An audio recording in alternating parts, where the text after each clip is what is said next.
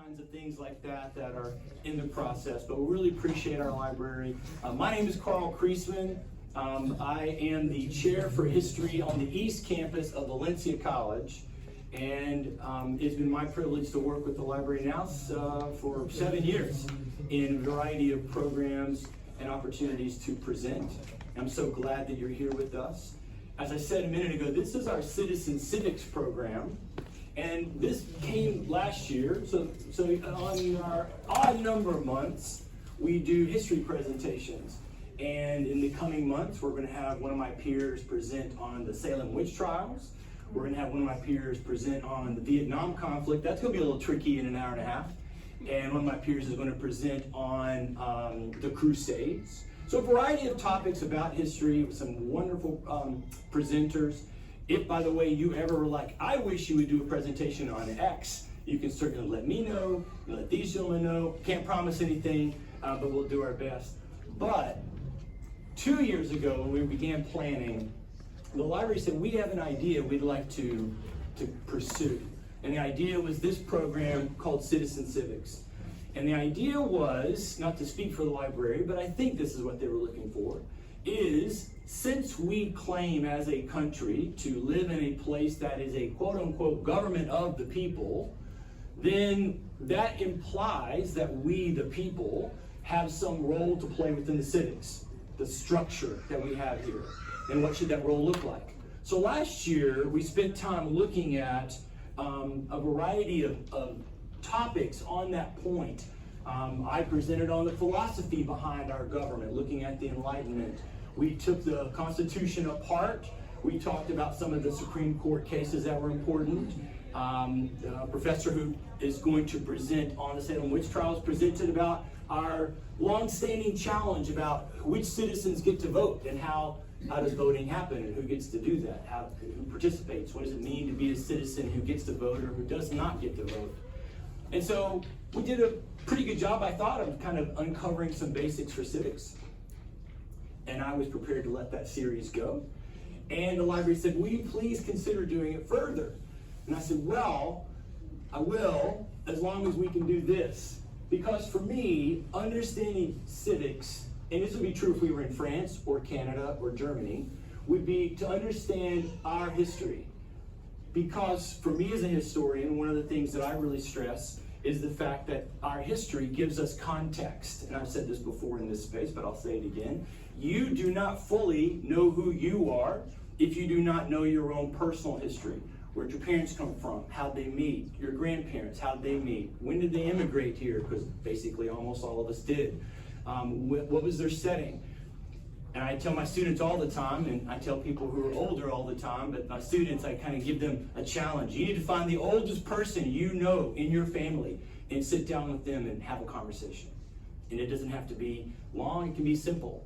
What was your favorite candy when you were a kid? And just start to learn more about your background. Well, if that's true for an individual, it is my contention that it is true for a group of people, for an organization. If you work for a company, you should obviously, in my opinion, be interested in knowing what the founder thought about the company and why they set it up the way they set it up. Now, that does not mean that you or I are bound by history. In fact, sometimes my students will tell me, oh, I'm nothing like my parents. I'm like, and that's precisely how you know who you are, because you're reflecting opposite from these two specific people. Not two random people, these two people. You wouldn't have that viewpoint if you did not have these two people. So again, knowing your context becomes very important, but we're not bound by that. So history for me is not deterministic. It is an event-by-event moment. If you're paying attention at all, you know there's some floating balloon over our country right now that may or may not have come from China and may or may not have nefarious purposes. You and I have no idea how that's going to work out. Tomorrow, this afternoon, our Secretary of State chose not to go to China. We have no idea what's going to happen. It's not deterministic.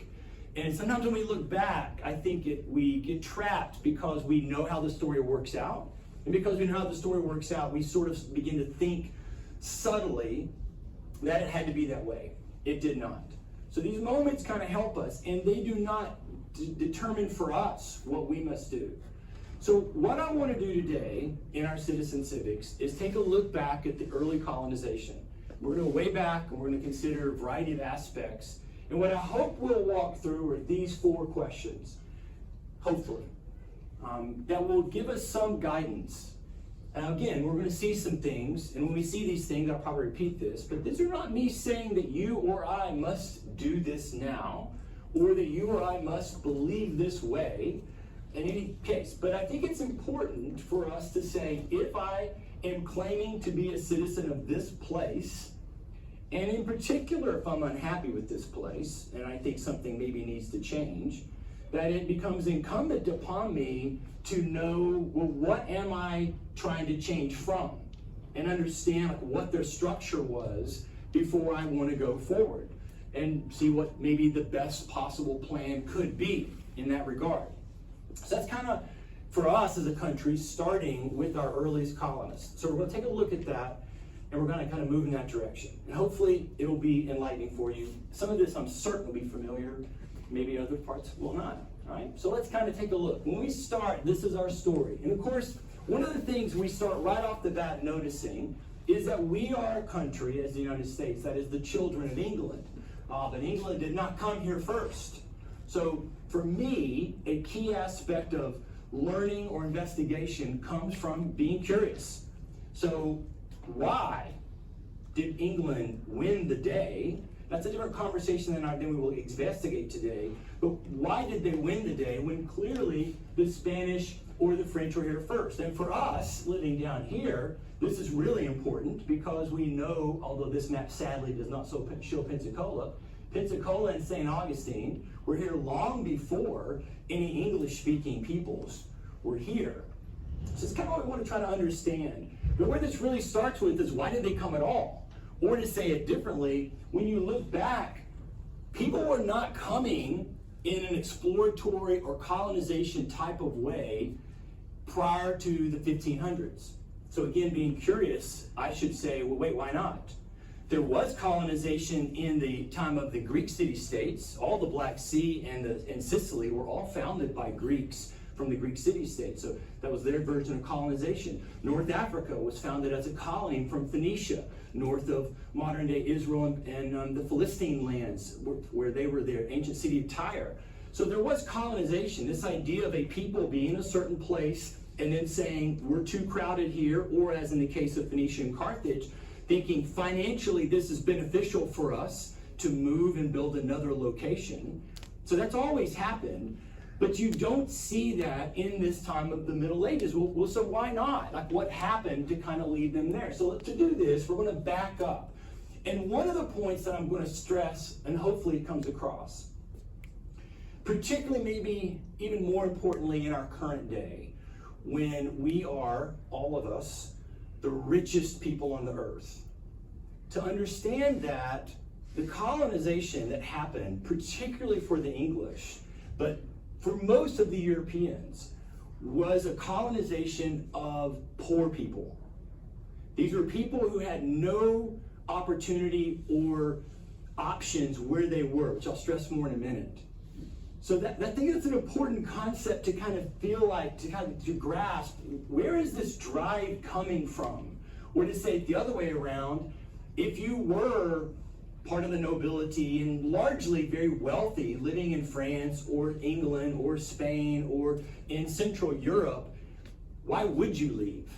Right? You wouldn't want to leave. So the colonies are a product of an opportunity that hitherto before this had not been allowed. So let's back up in time real quick, get a running start. So as you probably know, and I think my peer Joshua Robbins has done this talk for us before, Rome is the behemoth of both the ancient age pre-BC and then AD for about 800 years, really longer than that if you go up to Constantinople's fall in 1452-53. So the Roman Empire falls in the West. The Germanic peoples come. It probably would be better, and I went back and forth on this, that I could have actually started with saying that the Roman Republic collapses at the time of Octavian in the 30s, 20s BC going in. But the point of it is, up to that point, an average citizen had a location, and this would have been true even in the first century AD, under Octavian and Tiberius, and a little less so under Caligula and Nero, but still. The average citizen had they at least assumed that they could participate. Right? So the citizen being allowed to participate. That will all go away over the next 900 years. Now, not because the Germanic peoples did anything bad. The German peoples were not coming to destroy, these are my people, so they're good. They weren't coming to destroy Rome, they were coming to become Rome. But in any case, the empire and its structure and the Roman concept of law and civic engagement all goes away. It's replaced back to kind of a tribal position. And in that process, over about a 600-700 year period of time, a concept of feudalism begins. Now, feudalism sounds like an aberration, but it's not the aberration. Feudalism is the historic norm. I'm going to come back to this slide. When I say historic norm, what do you mean? What I mean is across antiquity, the normal setting for the human is to live in a setting where you have no voice and don't seem to care, or otherwise we would see just thousands and thousands of revolutions across the entire globe, and you do not see that. Instead, people living in this setting, for one reason or another, in which there is usually one person at the top, maybe a very, very small group of people. This, what I call the power pyramid, is precisely what returns to the European lands. So if we can think of the time of the Republic and the Empire, Iberian Peninsula, modern-day Spain, Portugal, the Gallic lands, modern-day France, the British Isle, the lower half, up to the Rhine River, all the way into the Balkans, all the way over to Greece, all of that under the dominion of Rome, being a place where people had some level of contributing to the society. All that goes away and you end up with this. So in that setting, you end up with people losing or it drifting away their ability to contribute or participate in society. And they ultimately become what we will loosely call peasants, or sometimes more specifically, legal term called a serf. But in that setting, what's happening to us is that the structure is reverting back to this historic norm where the majority of people, you don't matter, nobody cares what you think, there's no agency that you have, there's nobody believing you could think of pursuing a future. Your job is to replace your parent in the machine. That's the loose way of looking at it. You don't get a vote, nobody's considering asking your opinion, and this is your status. And this will become, it'll begin as a product of protection. As the Germanic tribal peoples are coming, as society's collapsing, we can all imagine what that might be like. Imagine you start calling 911 and just your phone rings lonely, and then one day your phone doesn't ring anymore because the system's completely gone. Most of us would have no idea these magic things in the roof that are producing this glow. We have no idea how that happens, none of us. Some of you in the room may be able to, but most of us do not. And if you went home and flicked a little switch and it didn't do that, you just go, I guess I'll just sit here in the dark. Particularly if the thing I used to call for help no longer connects to anyone, I have no idea. A few of you know to go out to this little box and flip this little thing on the wall, and you hope that does something. But if that doesn't do anything, you'd be like, yeah, okay, I guess we're in the dark. And so it's not as far-fetched as one might imagine for the kind of structure of society to fade into oblivion in our memory. It's not like it would need us 80 years. Again, most people today do not know how to do anything with electricity. So it's not, we're not bad, it's just showing you how fragile the whole system is in maintenance, right? But it goes from that protection, sense of I need protection, so I'm willing to trade my life for protection from this rich person who has capacity to either buy people in as an army or has an army already. And that would have been the Roman senators. But it shifts over time. Now you go forward 500, 600 years, and it becomes kind of a legal banking business system that kind of works together and gives us this setting. Again, there's a lot more we can talk about the feudal system, but our purpose is just to understand these colonists coming in the 1600s, this is who they are. This is their history. This is kind of what they walked through. And the peasants were everything. As Abby Sayers will more famously say at the time of the French Revolution when he was answering the question, who is the third estate? He's like, well, they're everything. What do they want? What power do they have? Nothing right now. What would they like to have? Some power, some contribution, some say-so, some ability to participate. And so when Abbé Sayes is writing this in the 1790s, he merely is expressing what the peasantry would have been growing in opinion over the previous 200, 300, 400 years. Right? So this is who these people are. Now, in the 1100s, Europe begins to rebuild cities, or cities begin to emerge. Some before this, but in general terms, in the cities when this happens, and there's a longer story here we won't go into, this becomes an outlet for the peasant class. And you begin to see a nascent middle class. You begin to see opportunities that happen only in the cities. And one could think that society maybe was moving, we would say maybe back to the Roman viewpoint. But then the plague comes. So it's not by itself, the plague. This is actually one of the events of what we call, or what I call, the crisis of the 1300s. You may know, you may have been in school and had somebody teach you about the Dark Ages. Don't use that term with me. And I'm not even a medievalist. But they weren't the Dark Ages.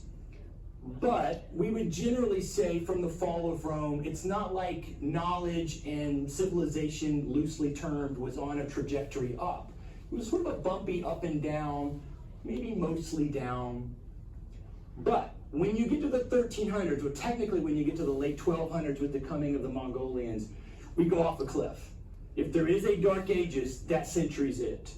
And the plague stands in the middle of it. Now, the plague's not alone, as I'm alluding to, but it's important for us because what the plague gives us is kind of the culmination of this worldview. Again, imagine that you can remember your grandparents, everybody in the room can remember your grandparents, having no agency, no voice, no participation, no opportunity.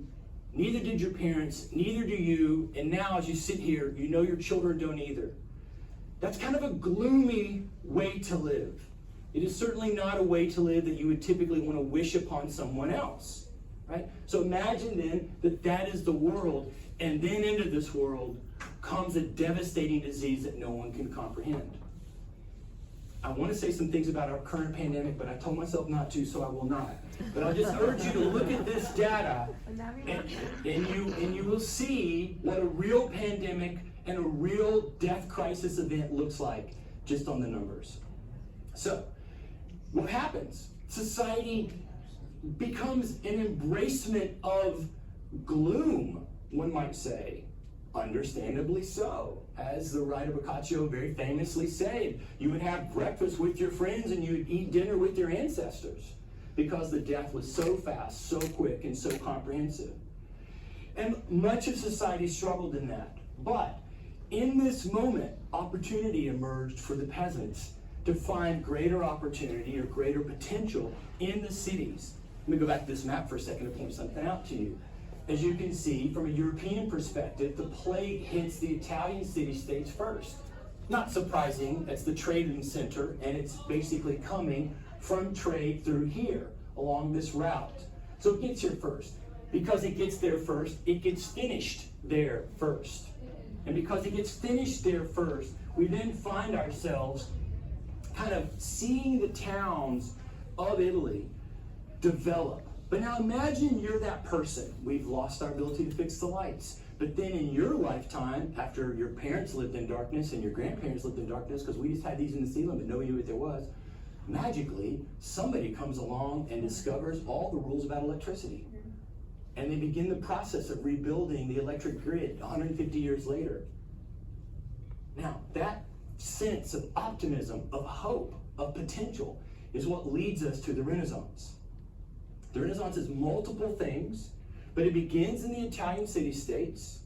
Florence, to some degree, the city on the right there, becomes the leading location, though not alone. Siena, Genoa, even Rome will get in on that slowly. Venice, a lot of places that you may have visited or known. These all begin this process.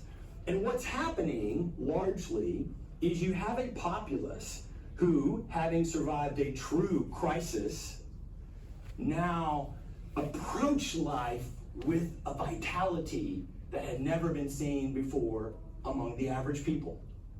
There's a sense in which I survived. And it's a short window. It's only 3 years. So you'd have a very clear map. You would not be thinking about your ancestors at this point. You'd be thinking about yourself.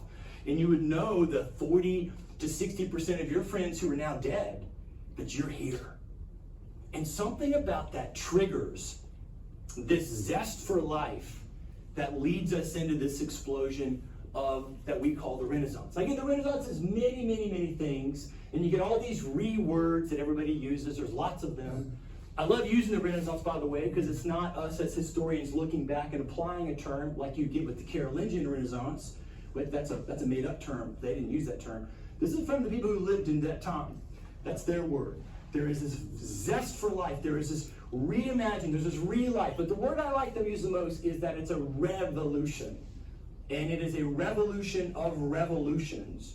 And as I tell my students, literally every phase of life that you can imagine, from the mundane to the philosophy, transforms. In art, in architecture, in law, in technology, in science, in timekeeping. If you like a field, it was transformed in this time period. And of course, what happens is they basically go back and recapture the things that were lost. So when I teach ancient Western Civ, the way I describe it to my students is we're trying to understand the foundation upon which Western civilization as we find it in the current day is built. Or to use a simple analogy, because I'm a simple guy and it works best for me, when we were all born, all of us in this room, we were taken by someone, most of us our parents, but by someone back to a dwelling place. We as an infant of 2 or 3 days had nothing to do with it. We didn't pick the color, we didn't design it, we didn't lay it out. The things on the wall, the things that were used in the place, we had no say-so. Similarly, you and I are born into a place, think of it as a dwelling place that we call Western civilization, and then in our specific home, we would say U.S. culture or U.S. civilization. You had no say-so in what it looked like. All the rules and structures, as a baby, you had no say-so. But if you know homes, of course, homes are built on foundations. We were talking with my in-laws are here, and we were talking today just on the ride over about, I'm not sure, maybe the foundation in something my wife and I added on to our house, maybe it's settled in a certain way that impacted our porch. So the foundation is very important to the dwelling. You understand this? So for me, I want to try to understand through antiquity, why is there this foundation? Now, there's a whole other conversation which we're not having about why is Western civilization like the dominant way the world is viewed today, but that's a different conversation. And you can see this from our Greek friends, from the Christians, and from the Romans. Each of them contribute in a certain way that provided. And this is what was lost. These things were lost.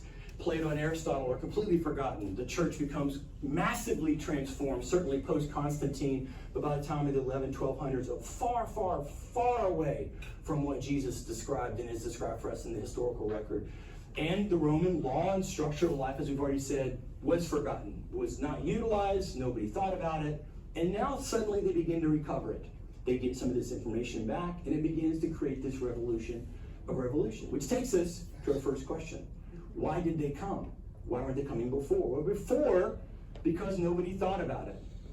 It just wasn't on their mind. They did do some before, and this is really hard to see, I recognize. You, of course, know where Spain and Portugal is. So the northern part of Africa, where our friends in the Ottoman Empire already lived, had been places where they were exploring, because it was visible. They could see across from Gibraltar where there's land there, so they would go there. But they didn't do beyond that.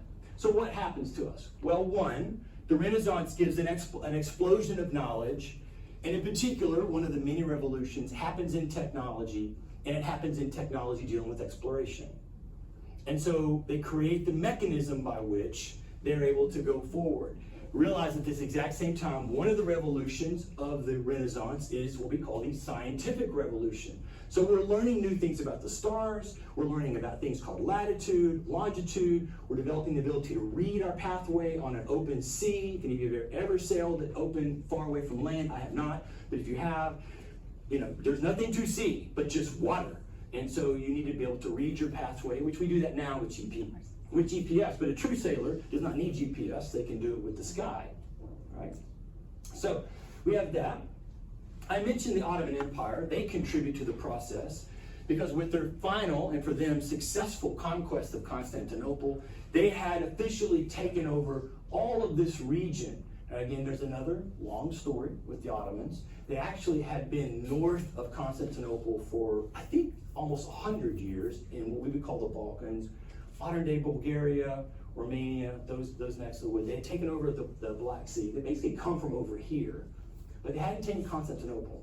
When they take Constantinople, perhaps not surprisingly, they decided the last thing they wanted was a bunch of unwashed, unkempt, and unintelligent Europeans bumbling around their city. So they closed it out. And those of you who know your Cold War, the metaphor would be like they dropped a silk curtain and said, you guys stay up in your dirty side of the world. We're going to be the enlightened. And they would have been. The most enlightened place to be in the 1300s would have been right here, if not over here with the Chinese. But think about that from an economic point of view. What that meant was the Silk Road was cut off.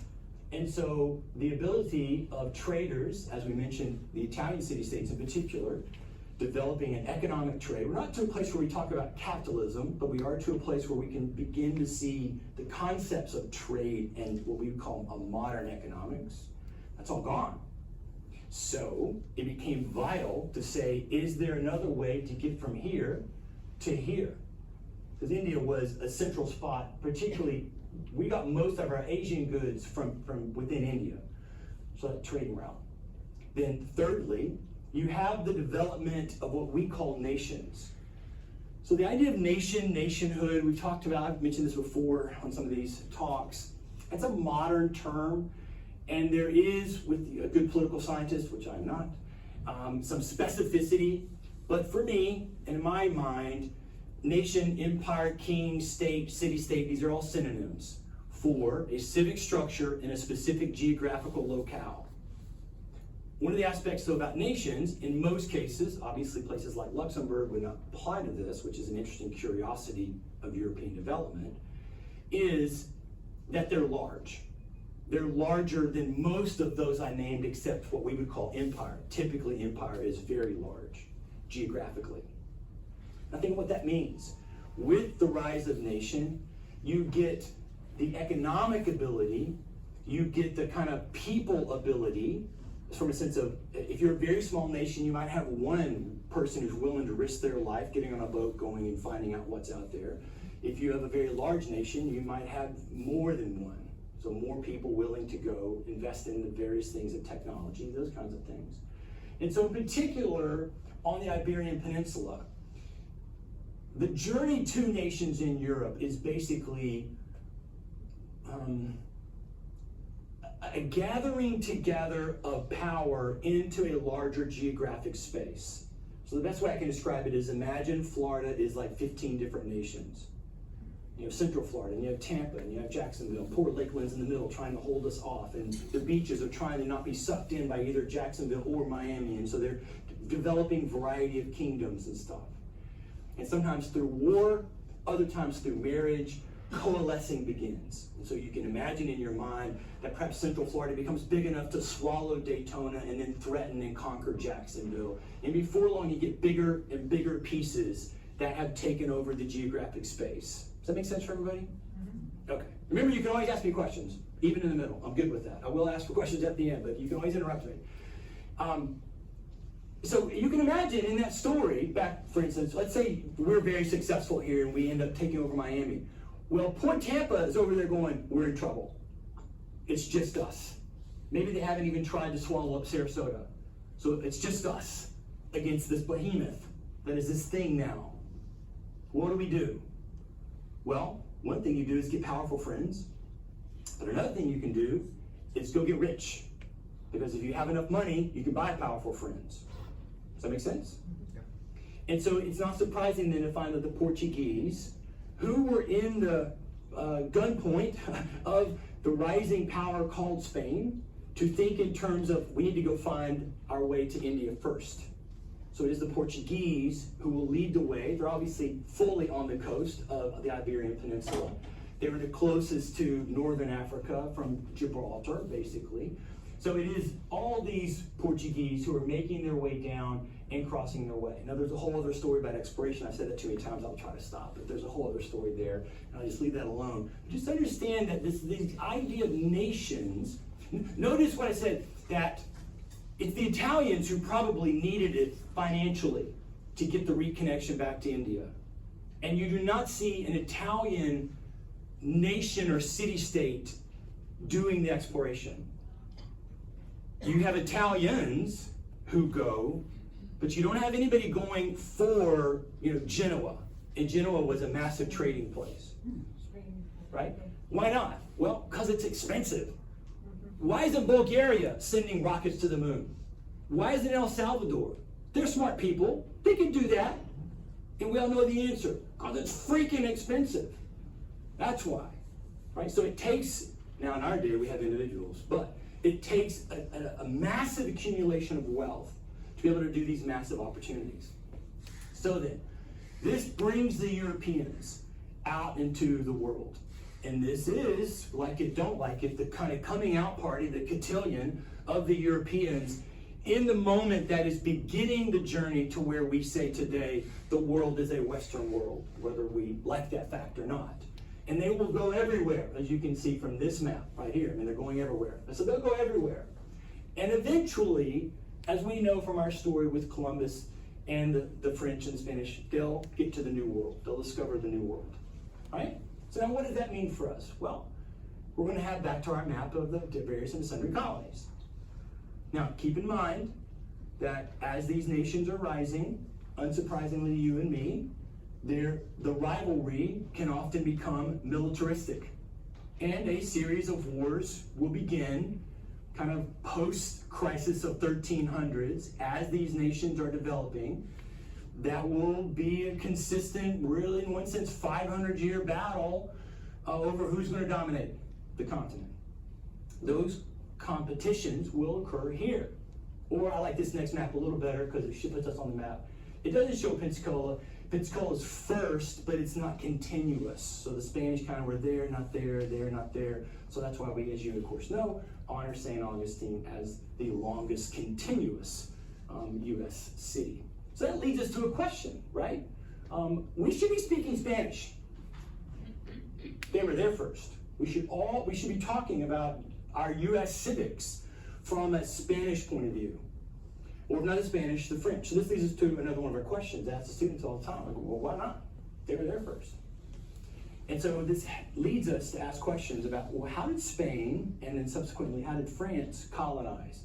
Because their colonization will be a marker for us because clearly the British do it differently. Not necessarily better, but certainly differently. If I'm trying to understand my current country by understanding the background, I need to get that part, if that makes sense. So what did the Spanish do? This is super brief, but still. Spain, not surprisingly, utilized their own governing system. So the Spanish governing system was an absolute monarchy. Spain by this point was controlled by the Habsburg family, and they were happily in power. Again, the way I describe it is imagine all of Winter Park owned by one family. And they've owned it for 400 years. And if you live in Winter Park, as I do, you don't actually live on your land. You're living on their land. And if you've ever seen Downton Abbey, you have a beautiful picture of what that looks like. If you know the story, if you watch Downton Abbey, all the other people, except for the Crowleys, don't own anything. And there's different moments where they show different interactions between the Crowleys and people. Like I remember there's one episode with the pig farmer. And the young woman who's the same age as the young Crowley woman is saying, my family's lived here 400 years. But the reality is, and she was like, don't kick me out, right? Don't kick us out. Why would that even come up? Because it's not their land. They've been the pig farmer, they've run the family pigs for 400 years or something. Why not? Because the land, all that land, they go in, they show the beginning of the show, and it's all this land. That's all the Crowleys' land. So imagine all of Winter Park owned by one family. Right? Again, so you and I don't matter. We don't play a role here. So they're going to bring in their view, which is that power pyramid system, and they call it the viceroy system. And so one of the things we can notice is at no point are they utilizing any kind of a system that seems reminiscent of the Romans. There's no point in which they're kind of bringing up the idea of allowing people to vote, right? So nobody's getting to vote in the story. As you may know, the Catholic Church plays a very important role. It's vital to keep in mind that early colonization is happening at the exact same time as another one of the Renaissance revolutions. the revolution in religion that gets its own little cutesy name, the Reformation. But the Reformation is merely a revolution in religion that's coming out of the Renaissance. But as you know, that's a challenge over, is there a single or best way to define Christianity, the religion of that space, right?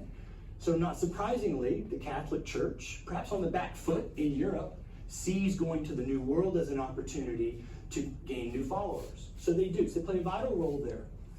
But one of the things you don't see with the Spanish is you see them creating no cities. We talk about St. Augustine as if it's a city. It really wasn't. It's the Castile, which you probably all visited. If you haven't visited, go to St. Augustine. That was it. And then some little taverns and huts around. So what does it tell us? It was a military establishment. It wasn't a city. People weren't leaving Madrid to come to St. Augustine. And as you can see, even as late as 63, there's only about 4,000 people here. Now there's obviously all the native peoples, and I'll just hasten to say at this moment, as I go forward, I am well aware that there's an entire other discussion we could have, and maybe need to have, and should have in one of these talks, about the culture situation, culture clash that occurs in this moment involving our Native American peoples who were here first and the Europeans who come in. I'm not going to focus on that. I'm just going to trust that you kind of have that in your background, that all these interactions are occurring with the native peoples. For the Spanish, their version will be not to eradicate the natives, but to use them in a slave system that was called the encomienda system. And basically, it's when they borrowed from the Aztecs. When the Spanish got here, the Aztecs had roughly 5 million people in slavery in Central America. And the Spanish were like, I like that. That works for us. They didn't eradicate, but then they didn't necessarily need any Spanish people either, because they had all the people that they wanted in a system that was designed really centered around getting precious minerals out of the ground and taking them back to Europe. Please be careful not to think they were stealing them from the native peoples, because to the native peoples, the fact these Europeans wanted these shiny rocks was stupid. Because one, you couldn't own them because they're just rocks, they belong to the Great Spirit. And then two, all right, you can have them. They were much more protective of chocolate than they were of gold and silver, because to the European culture it was purposeless, right? We might use it to use some shiny things on the wall. Well, you want it, you can have it. I don't care. You want my chocolate? Not happening. So again, just a difference in cultures, right? Not good or bad, but obviously from a European point of view, where these rocks were very important, they wanted them. And the news of this gets out, of course. And so the French come following along. Now they couldn't go south, primarily because it would involve war with Spain. Pope's involved in this story too. But if you know your map, it's actually closer to go to the St. Lawrence from Europe than it is to go down to, say, the Mayan area in Central America. So the French all come looking for gold. And as you know, there's not really any gold. There's not really any gold at the levels that they find until we get to California. They don't know that. So they're looking for gold. They don't find it, but they make their own gold in fur. And they begin fur hunting and trading. So their relationship with the Native Americans is actually very friendly. It's trade-based. But then that gives us a clue, right? As the French will come, they also don't have any cities. And while they'll have more people living in Montreal and Quebec, and eventually York, modern-day Toronto, by the time of the 1770s, only 90,000, which may sound like a large number, but hold on. Now, so what this tells us then is the English find themselves, as the latter part of the 16th century is happening, with an opportunity. Now, England at this time, 1500s, is in the midst of its own churn. It's going through its own religious aspects connected to the Reformation. Gets a lot of crazy stuff happening with both Henry and then Edward, and then certainly with Mary. When Elizabeth comes to the throne, she just tries to, hey, let's let the dust settle. She's an amazing monarch and leader. And she's like, you know what, we just need to stabilize. So the idea of going far-flung places for gold was not on their radar. Plus, it was easier for the English to just steal gold from Spain, which they did. So England's Royal Navy, which some of you may know and be proud of, was basically a bunch of pirates. And they did it very successfully. And if you do go to St. Augustine, at least there was last time I was there, there's a wonderful little pirate museum, which is right up the street from the fort, and you need to go see it. It's really, really good. It's a lot of fun. So this opens the door then for these British people to come. So, what's their deal for us? Well, there's 4 early colonies that kind of set the stage for us that, to me, provide you and I a clue about some key aspects of, we would say, the British pattern of colonization. Like, what did they do? We're going to kind of walk through that together now. So, we'll start with the first one, in Jamestown. So this is really a follow-up to what had happened in Roanoke, which had not gone well. And what's happening is, at the end of Elizabeth's life, in the last, say, 20 years, England is really beginning her journey to what we would say early industrialization. It's very early, but technology historians will talk about, kind of the early industrial revolution. And of course, it starts in England. It's really centered around steam and coal. So you need water and coal, and England has both in abundance. And because they start becoming very successful in doing that, what ends up happening along the way is England begins to financially develop. A burgeoning middle class comes out, a strong trading group of people come out, and you begin to have people who start to work together like stock investors, who say, we can put our money together and we can begin to find a mechanism by which we can make more money as stockholders and trade. And they do one with Russia and Moscow. There's a Muscovy one, there's a couple with the continent, and there is the Virginia Company, named after our good Queen Bess, who was our virgin queen. She wasn't. But it's a good card she played. And so they named it after her, Virginia, in the process. And so they're like, let's see if we can make some gold. We want to find the gold that the Spanish are having. We've been stealing a bunch of it. Maybe there's a way for us to make money. So our first clue for Jamestown is that it is principally focused on the idea of making money. We'll come back to this in a minute. And so they go there. As many of the colonies will discover, it's actually a different environment, and it's tough to live coming from a different environment, and if you're not used to it. And they certainly didn't have air conditioning, and so there was a struggle, and it didn't go well. Partially why it didn't go well, which is this is telling, is because a large percentage of the early inhabitants of Jamestown were of the nobility. Some of them were not, but some were, and they were all basically attempting to make money. There's gold to be found on the grounds, there's gold in their hills, go find it. So, okay, cool, I'm all in on that. And so they did, but they weren't really paying attention to things. So our very famous, familiar to you guys, John Smith, had been a part of the group, had left the group to do some more exploring, he used to be on his own, comes back and finds the place in disarray, and takes over, and begins to institute a concept: if you won't work, you don't eat. And he basically focuses on developing the colony in a sustaining way, which they will.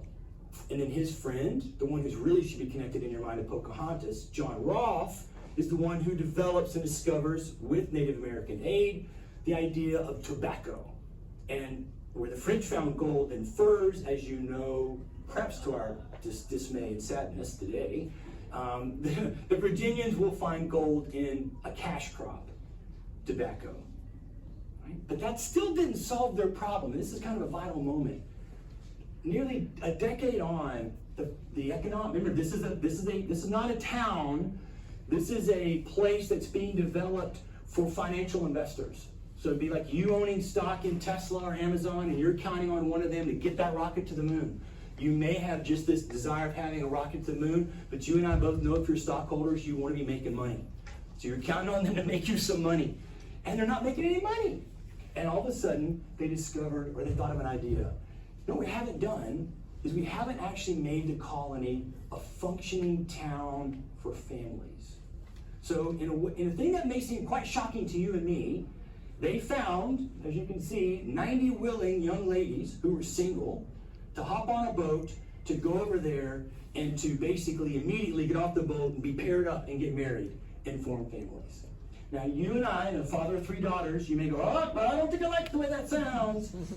I got you. But look at the deeper thing. What comes out of that?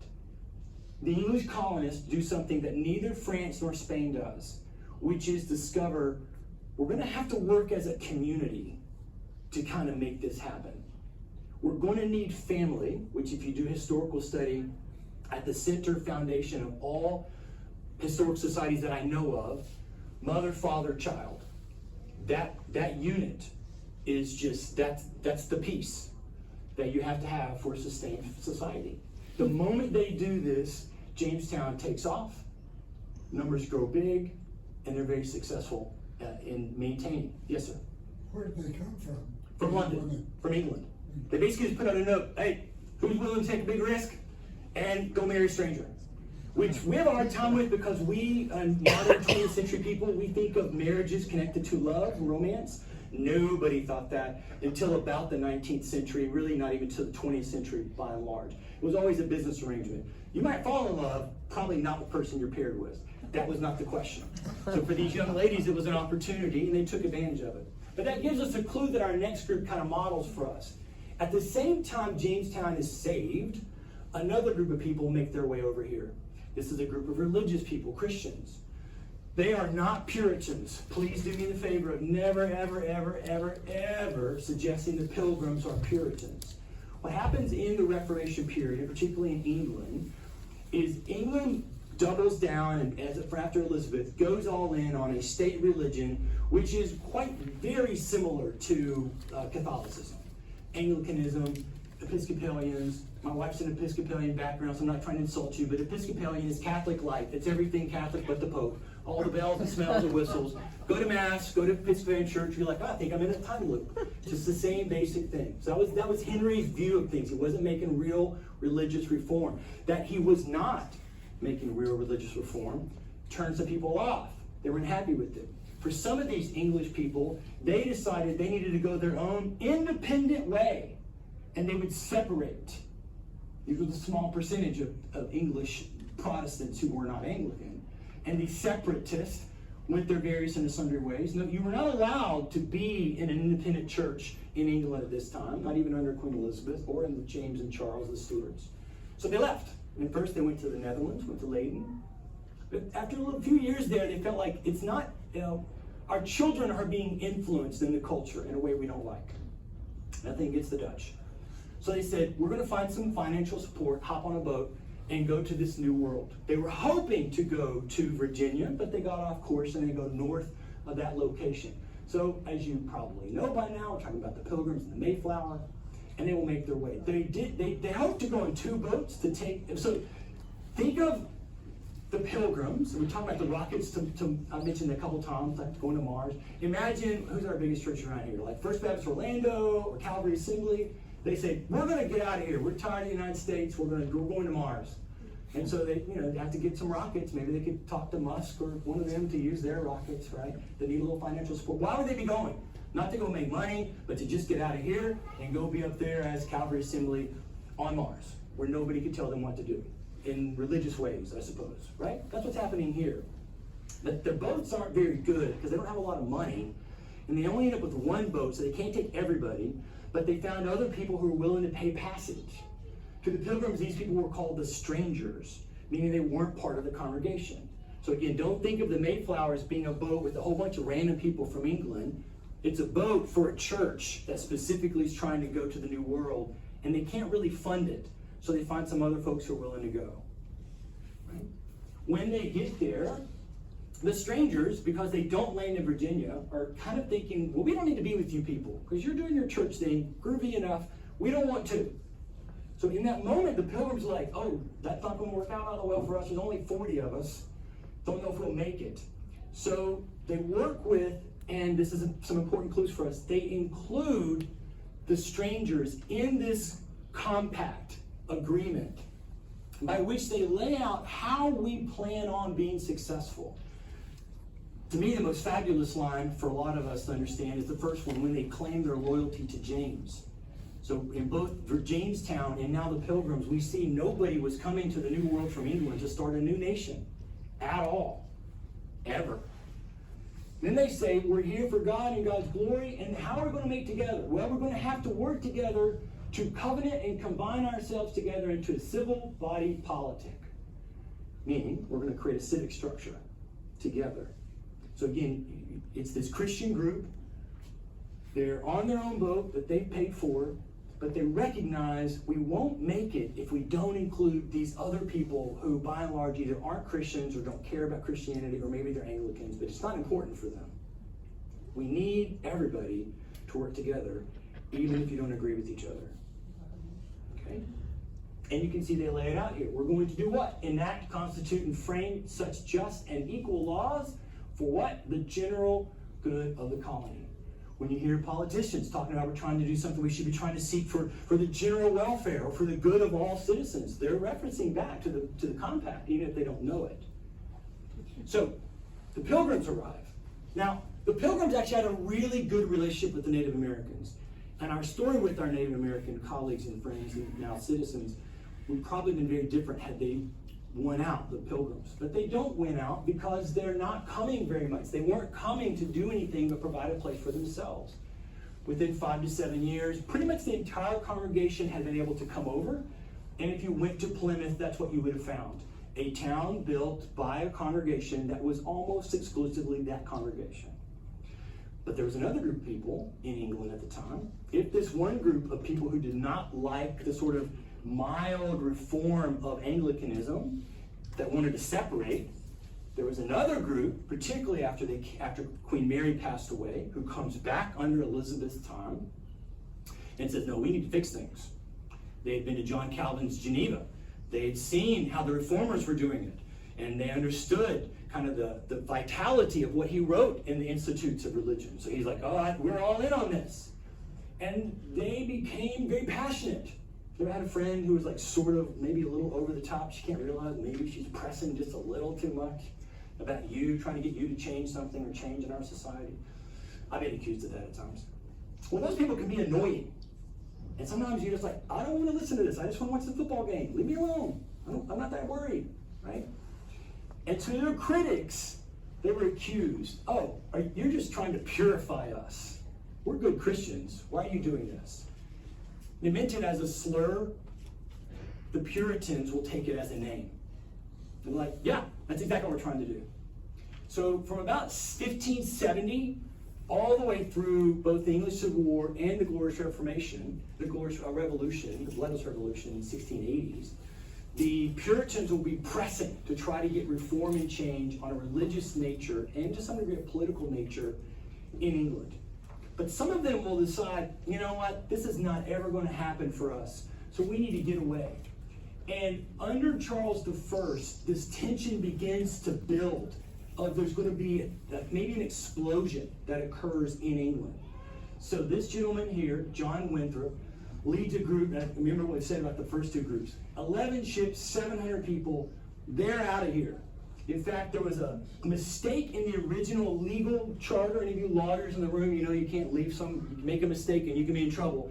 And it was usually in most of the charters of these new stock companies that we've described was that the board of directors would be in London. But in their charter, that was neglected to be put in by the lawyer who wrote it. It's possible that the Puritans tried to just see if it would slide past the king. In any case, it didn't happen, which meant Winthrop and the other leaders could move the headquarters to where the colony is, meaning their influence from London would be negligible. So they do that, and they make their way over. They don't intentionally try to go necessarily where the Pilgrims are, but as you can see, they end up very close to the Pilgrims. So the Pilgrims, very small church congregation, here's this massive group of 700 people plopping down here, first in Salem, and then eventually, as you know, in Boston, to develop their colony. Now, what's critical for us in this third colony to see is, when they leave, Winthrop gives a sermon. It's not clear if he gave it while they were in passage, or while they were in London, or once they had landed. It's not clear for us as historians. However, he makes this passage. He's on the boat, the Arabella, and he makes a sermon. And that's typical for pastors. Have you ever known a pastor or people like professors who like to talk? They'll just talk and talk and talk and talk. So he gives a sermon. But he's willing to lay out. This is arguably the most important speech. Now, yes, I am thinking of some of Lincoln and FDR's speeches in U.S. history because of the culmination and the impact of what it leads to, right? In this, he mimics what we've already seen with Jamestown and the Pilgrims. We'll only make it if we work together. But then he heightens the view that this is for the Christian God. He's the only one that does that, which is telling for us, particularly if you happen to be someone on the maybe more conservative side or the more Christian, passionate side. He's the only one that's doing this. Only one. And he's saying we've got to make sure we obey God or we're in trouble. We'll perish. But then he says, look, we must be knit together and make others' conditions our own. Rejoice together, mourn together, labor and suffer together. And then he concludes with what is the most impactful statement in U.S. history, in my opinion, for good or ill. In that, he says, we are going to design and devise a community that will be as a city upon a hill. Now, if you happen to know your Bible, you know that comes from Jesus' Sermon on the Mount. And Winthrop takes that out of context, because what Jesus is saying, hey, if you're going to be a Christian, you as an individual, your life will be lived in front of everybody individually as like a city on a hill. The point being, you can't miss a city on a hill, particularly at night. That's the idea. Winthrop expands that out to all of us, all of them. And what he's really saying is, our design is to ensure that we model for England what a good society would look like. Remember, you're here to purify us. Yes, we are. And a bunch stayed. These guys left and said, let's build a model that others, meaning in England, can look and see what it would be like if the Puritan way of thinking and living, both religiously and politically, were put into place. Every U.S. president since George Washington has said directly or indirectly this phrase. Like it don't like the concept of American exceptionalism, it comes from this phrase. This idea will be transformed under Woodrow Wilson in a way away from what the Puritans meant. Because our view at their time, their view was, we'll model it. If you want to learn from us and ask us how we did it, we will tell you. Period. Not, we're going to go and make you be like us. So this is a vital part. Fourth one. We'll come back to the Puritans in a minute, because there's an aspect we need to get to. At this time, in England, there's a debate about the religion, as we've already said, and nobody's really paying much attention to the Catholics, which there's only a small percentage now. We're a century on, but there's a small percentage. They also don't have the right to worship. And the Calvert family appeals to George I for the freedom to go and set up something near where Jamestown is. They're given permission, they go, they land right off the Roanoke River, right here at this area, and they establish St. Mary's City. It's named for the king's wife, as you can see, Henrietta Maria from France. About 250 of them, but only about 200 of them were indentured servants, which is a version, we would say maybe, of some version of slavery, which is telling for us. The Calverts were coming to do what we mentioned in the Crawleys, the imaginary family in that show, to do what they did. Basically create a feudal system. But notice what happens. Within 4 years, enough other people have come who begin demanding a parliamentary type structure like they have in England. So the Calverts get in and they allow it to happen.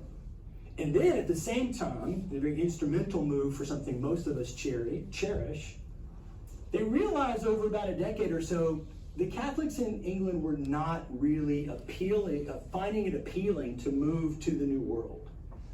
But other people were. And there was beginning to be a plurality of religious Christian groups in the New World, around St. Mary's City. And so as they did, the Catholics were determined to make sure that they did not lose their own right to have free worship. So in what I believe is the first in world history, but certainly the first in European history since the time of the Romans, they pass a law in 1649 allowing for legal worship of anybody who wishes. It doesn't exist anywhere else. England will pass one 40 years later, but they'll get it from Maryland. The Marylanders were the first to say, maybe what we should be doing is not an exclusivity within one Christian sect within a certain location, but perhaps have a more broad view. Now, this will not be the dominant view, but they're the ones who are going to lead us to our First Amendment. Now, notice that, as I said here, Rhode Island had already been formed in a rejection of some of the leadership of Winthrop, and they formed in their legal colonization papers with no state religion at all, which is also a vital part to the First Amendment, but it's not the same thing what the Marylanders did, right? First 4 colonies. What do we get from this? Well, as time goes by, as you know, through the 1700s, 4 colonies will become 13 colonies. They'll take over a large geographic space, as you can see here. And it is my contention, what I teach my students, that from this we can see 4 critical founding themes of what the early colonists were thinking about. Make sure I get through this. I have one more piece to get to. Yes, we're going to be fine. To make it simple for myself, say it this way, that in our founding themes, there are 2 C's and 2 R's. And if you know these 2 C's and these 2 R's, it's like knowing the DNA strand of a people. This is who the United States is. Before I show you, I will hasten to say yet again, in no way am I saying you need to do these things. You can reject all 4 of them. You can find 1 or 2 offensive to you, and I don't like it that way. Again, as I told you at the beginning, it's not my view that history is determinate for us, that we must do this, but it does tell us we were changing from something. So what are we changing from? What are the 2 C's? Perhaps you get it already. Capitalism and Christianity. What are the 2 R's? Risk and rebellion. These 4 themes are the United States. If you've ever read to Tocqueville, if you've ever read the writings of other European visitors who came to see us, there's a great book called What They Saw Here, and this historian and maybe a sociologist as well looked at 4. But if you read anybody who comes from Europe and come here, they'll see this again and again. It's a Tocqueville writing in the 1830s. He basically just says this, that this is who these people are. He's not saying this positively, by the way, necessarily. What do I mean? Capitalism, what we talked about with Jamestown. They came for a trading company. No offense to Mr. Musk, no offense to Mr. Bezos, but you know darn good and well when they put a rocket on Mars, they're doing it partially to make money. They're going to go there to make money. And when you look at all these colonies, every one of them are designed or created or built in a way that is about economic benefiting. Now, this is obviously before Adam Smith writes Wealth of Nations in 1776, so it'll be clear to understand that point. But you can see the early Americans seeing an opportunity. Remember who we're talking about? A bunch of peasants who have never had opportunity. Okay? With Christianity. We've already kind of laid it out.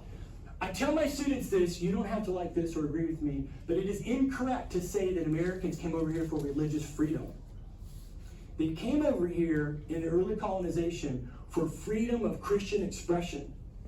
They weren't coming here so a Jewish person or a Muslim person or any other person. You can sort of see that in how they responded to the native peoples, who from my way of thinking it actually aren't monotheistic with the Great Spirit who emanates in a variety of locations. But to me, they're not really pantheistic in most of the Native American peoples. And so that should have been a way for the Europeans and the native peoples to connect through a sense of we all kind of doing a single God status. But no, we're not here for all of the various religions. And you see that best with what happens here in New England. As you know, and as alluded to with Rhode Island, the Puritans were coming to make what we now see all those small states up in the area we call New England to be one state, basically. But the intransigence and the kind of strictness of Winthrop's Puritanism turned off other people. And so you see that when you get people like Anne Hutchinson, who are like, that's not what I think Puritanism is. So you see how that view of coming for Christian expression, like my Christian expression, not yours. You can do yours somewhere else. But again, I want you to get that sense of how vital or how big, impactful perhaps, it was what Maryland did and what Rhode Island modeled, right? It's the same thing happens in Connecticut. Not so much New Hampshire, but a little bit. You get this idea of these smaller existing colonies emerging only because of that pressure point. To me, capitalism and Christianity are the biggies. They're the two. And what I think is maybe telling for our own day, but I will not get into this, is that they imagine sitting on, all of us old people know this, a teeter-totter. You need them both. Capitalism is all about making money. Greed is good. That's the whole point. It's not about anything else. But I need something, in my opinion, to counterbalance that. And what do I counterbalance that with? Here's a worldview that says, give it all away. You're not living for yourself. If you make money, it's for other people. Now, that's a whole different conversation, which you and I could have privately about both capitalism and Christianity, but I think it's vital, and so raises a question for us about the stability based on this system. The next one is risk, both in the sense of risking life to come on the boats and then eventually to go. One of the things that de Tocqueville talks about is that he's astounded by how the Americans never seem satisfied. They'll be at a place, they'll have created a farm, and when he talks to these people, they've only been there 10 or 15 years, and they're already talking about moving further west. And he doesn't understand. He's like, I don't get that at all. And in fact, when he goes to Canada on his visit, that's not what he finds from the Canadians. That's not their view. They're happy. They're French, most of them at that point when he's there. So it's interesting to see that kind of thing. But it is like, go west, young man, go west, go west, go west. And that push. And as you might imagine, there is an economic sense of risk-taking that kind of plays in there as well. And then the last one throws people sometimes, but it's the rebellion part. Again, we've already seen it with Anne Hutchinson.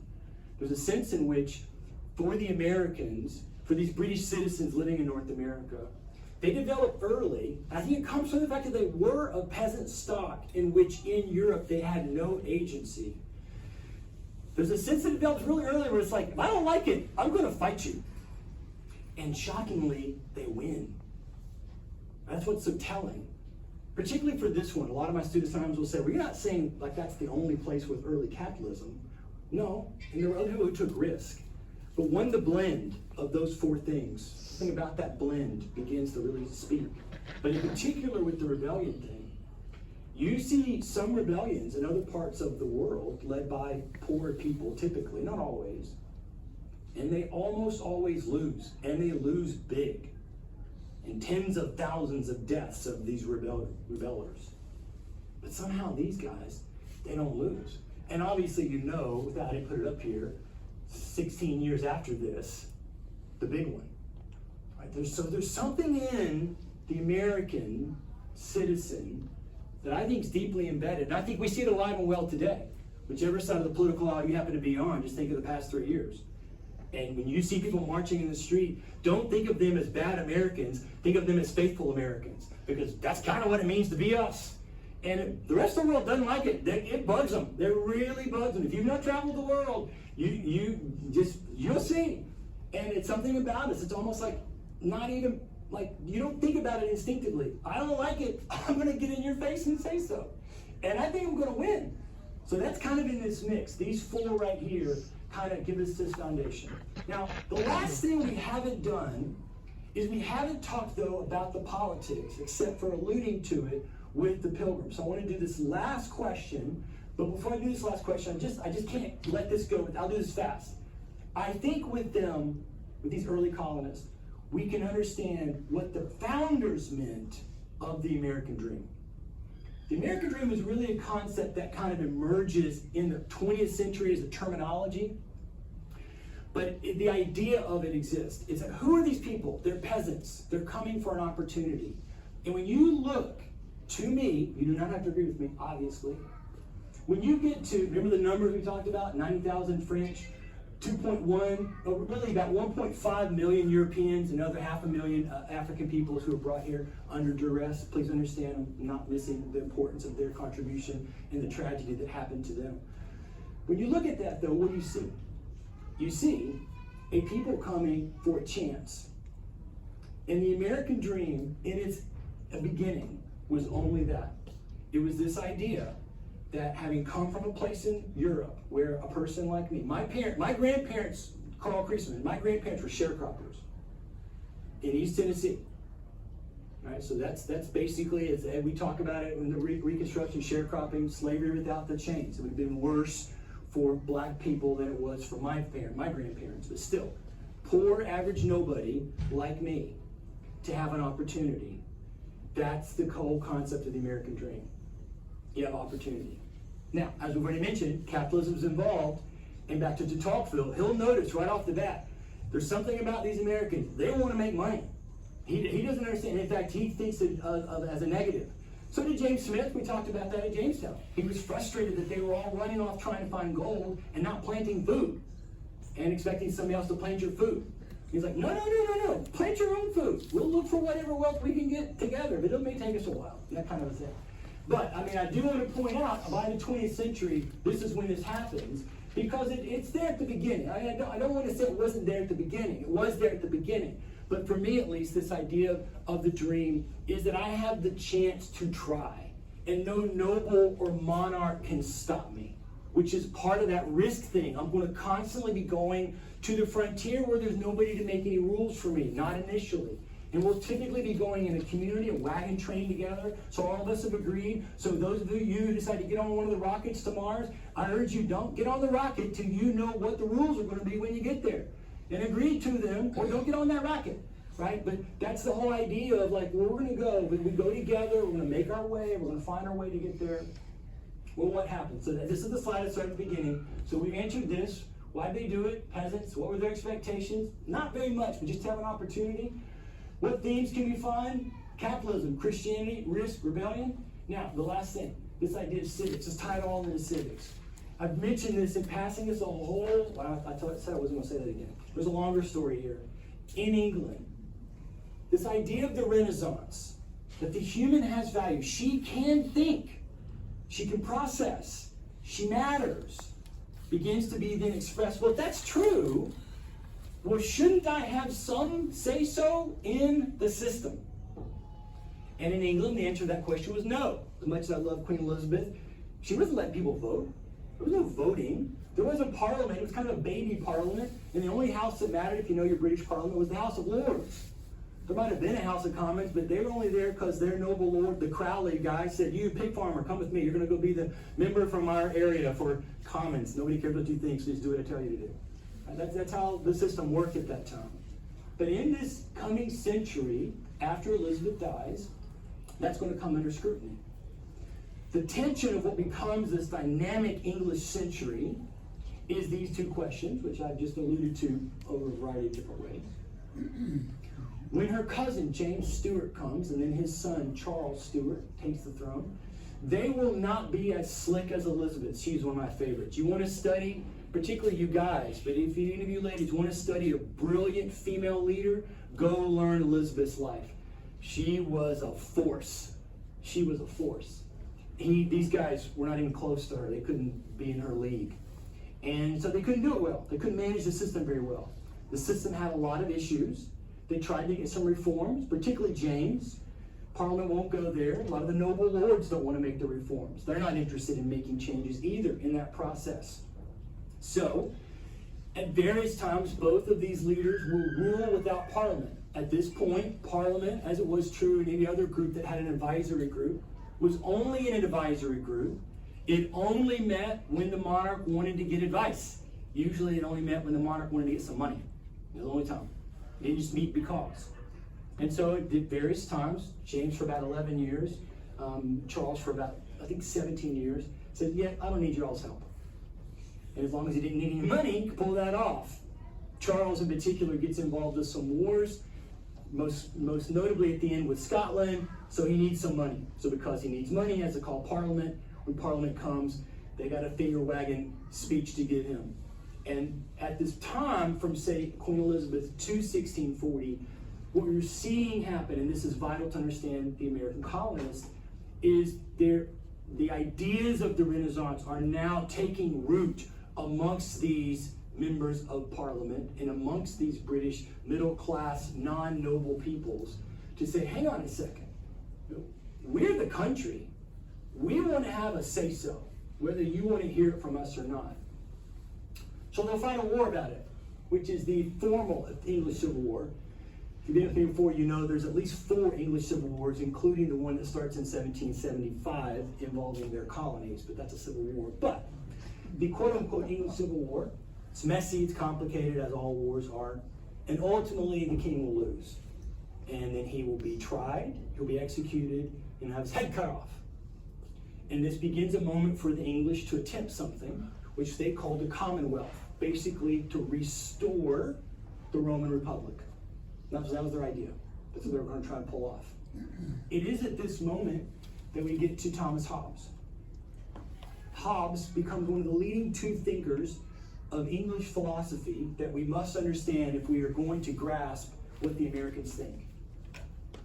The short version is, for Hobbes, he thinks, well, what was life like in the state of nature? So if you've been here with me before, we've covered him before, because for me, Hobbes, and we're going to get to Locke in a second, are vital to grasp kind of this system in our country. For Hobbes, the state of nature was conflict-oriented, primarily because every individual is equal, and every individual has an aspect that for Hobbes is unquestionable, and that is that each individual operates out of their own self-focus. Don't use the word selfish because that gets into kind of moral baggage, and we've all been trained not to be selfish. So I'm not selfish, but somebody else is selfish. Usually somebody I hate. But if you're honest, and I'll say, Carl is self-focused. I will think about myself first almost all the time. It's a natural state for me and everybody I've ever met. So because of that, we need a social contract. He's the first to talk about it, not Locke. And in that social contract, we have to have a mechanism to protect ourselves. So he's just come out of this civil war. It's messy. They just cut off the head of the king, but they're going to try and do a republic. It's not so much that Hobbes is disagreeing with the republic. He's just suggesting that a republic without a strong executive is not likely to work. You could arguably say he's accurate based on what happens with Cromwell, but what he says is we need a strong power in a central government that can manage your self-focus. In other words, we've all driven on I-4. We know Hobbes is right. And what many of us wish, we're the freaking state troopers. And then they pass you going 85. So you're like, okay, what does that mean? Well, clearly there's nothing any one of us are afraid of, because we're going to pull right in behind that state trooper going like 81. Because he can't pull me over now. Well, if he does, we're having, that's what we'll tell the judge, right? You know what I'm saying? So Hobbes says you got to have something we're all afraid of. That we're not afraid necessarily, but put us in awe. He does think that is best happening in a monarch. And the reason he thinks it's best happening in a monarch is because of legitimacy. Now, there's a lot of questions about Hobbes. We've gone in before, and I won't go into them now. Again, you can see what happens quickly. Cromwell will lead the Commonwealth, but by 53, they give up on that. And then by 55, he's basically ruling like Charles ruled without Parliament. Except he's not the legitimate blood-born monarch, which for you and me, we wouldn't care because we'd have a problem with that anyway. But in their worldview, that's important.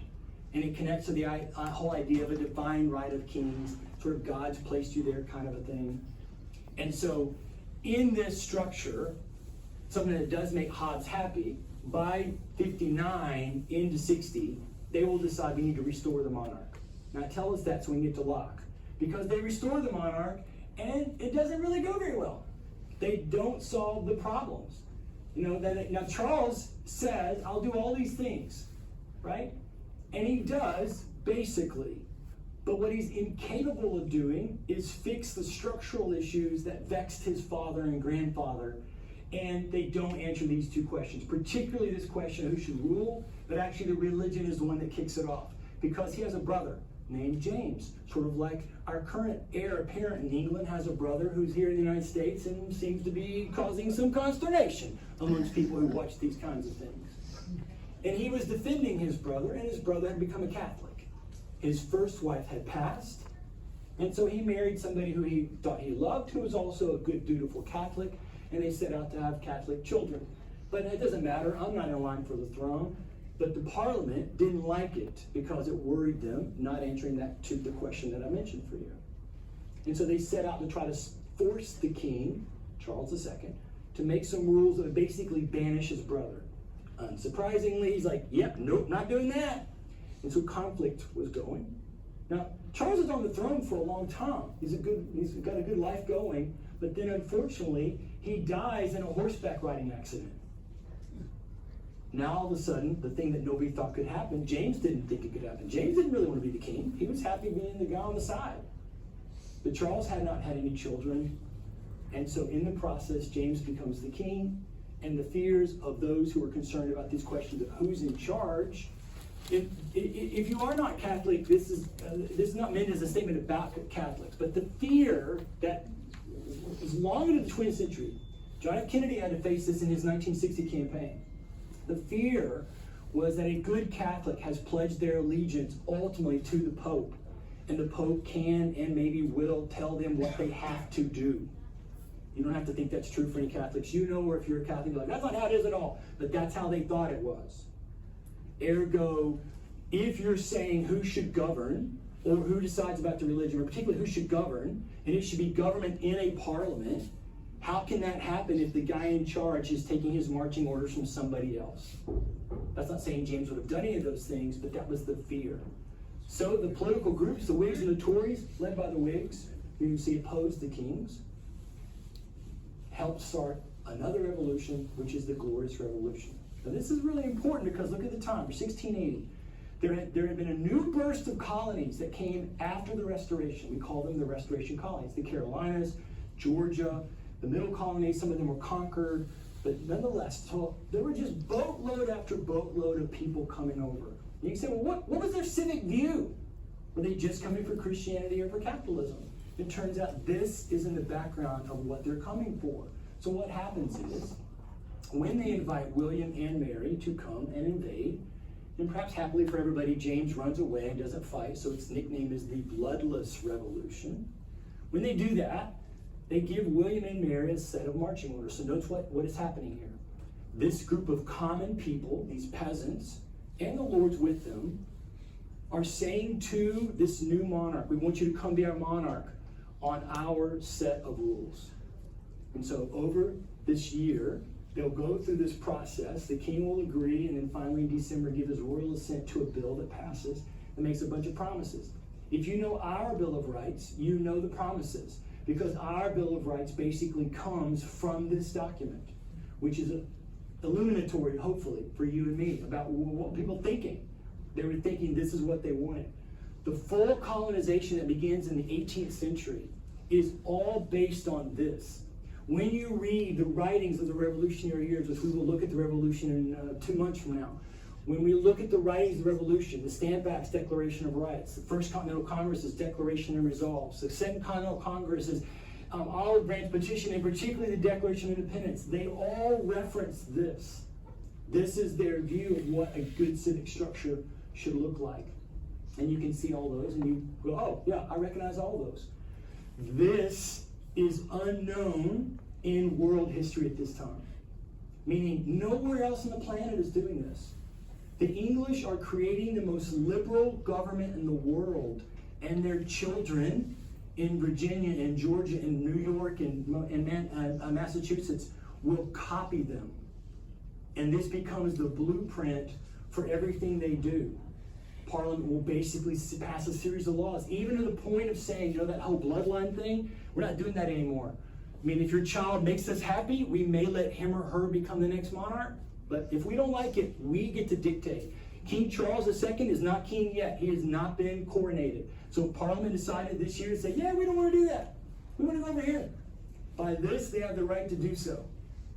Because Parliament's deciding no more of this king and divine right thing that is kind of laying down in the structure. And that becomes how the Americans see it. Let's close it up here. What can we learn? Well, I'll do Locke really quick. Because Locke's writing at this moment when the kings are, in his opinion, gaining too much power. So Locke opposes Hobbes. Hobbes says the central government must be very powerful. Locke sees James and Charles II having too much power. So Locke says, look, maybe people aren't as bad as you think, Tom. Maybe in the state of nature we would basically get along. Maybe we would not be around everybody. And again, to say it, you've been on I-4. Somebody needing to get in, and the person slows down and lets them in. Somebody's trying to weave into, we're all, because of how many times is I-4 going to be rebuilt, right? They're doing this down to one lane, and you don't run people off the road. You make it mad, but you basically, okay, come on. Right? You're at a light on 436 or over here. You're ready to go, and then you see somebody stopping and waving a person in from a parking lot, right? They don't have the right of way. What's that person doing? No, it's okay, come on, it's all good. So Locke says if that's the case, in the social contract that we build, all we really need is to build one that's built by us. So in Hobbes, the people are not necessary from a sense of governance. This is the old style. In Locke, they are necessary. And in fact, strong power in central government is bad. So for Locke, the central government needs to be extraordinarily weak. Like, don't do anything. Like, don't be invisible. Now, there's questions for you and me about what that looks like for us.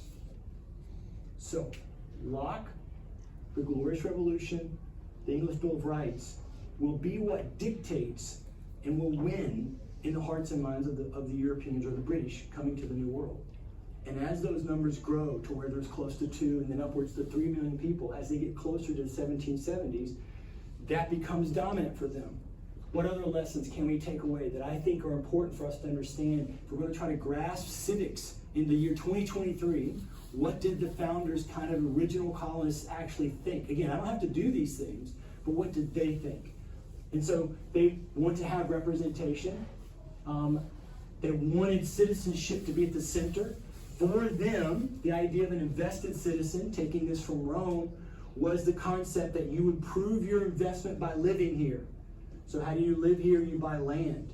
Don't hear that as some exclusionary thing, because there was land in abundance. And again, to say it again, yes, I know that means the native peoples are themselves struggling in what it means for all these British people to be coming. The natives didn't have much problem with the French or the Spanish because they didn't come. But the English are coming in abundance. And with this burgeoning, nascent American dream, so are Germanic peoples. My ancestors are 3 brothers who were fleeing the 30 Years' War, who came over in about 1643. They got on a boat and said, let's get the heck out of here, here being Europe. French people coming not to go to Montreal, but to come to our area. Germanic people, Swedes, Dutch, they were all beginning to come. Who were these people? They were all peasants. Now, because we believed in civic engagement, it'll be here, not England, in which the challenge of, well, who is getting to vote will be first challenged. And they'll go both on, well, what about all the landless people who maybe now, by 1750, there's not as much land, or it's way out there. And then what about the women? Leaders like Abigail Adams will be already pressing to say, hey, wait a minute, maybe we should broaden our citizenship. It'll take us a while to get there. We might arguably say too long, but nonetheless, the question about it comes from their view of government is meant to be in this Renaissance humanistic kind of way, as modeled by our parent England, government of us all. Community, not rugged individualism. Yes, I know of Daniel Boone. Yes, I know of Davy Crockett. But they are the aberration. The vast majority, this is one of the greatest things we've lost in our society, in my opinion, and certainly in the early 21st century, is that we need to be pulling together as community. And the Pilgrims remind us, community that does not always agree with each other and then do the very slow churn of trying to find a place of some commonality from which we can make a decision. It's very difficult to do. This is why most people actually prefer to live in the power pyramid. It's a daddy issue to some degree, but it's also a get things done issue. Things are so much faster in a dictatorship. And you can have good dictatorships. Elizabeth was amazing. Louis XIV was amazing. Octavian was amazing. But they were still a dictator, in essence, as we would understand it.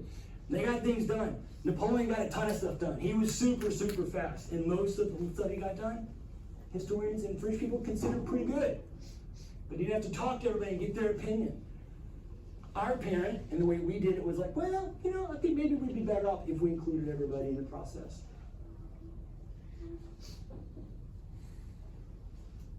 These 4 things, I think, help us understand our founders and the view that they kind of raised in the process. And I think if I want to understand how to do civics today, it's helpful to have that grasp of those things. And I'll stop right there. Yeah, thank you.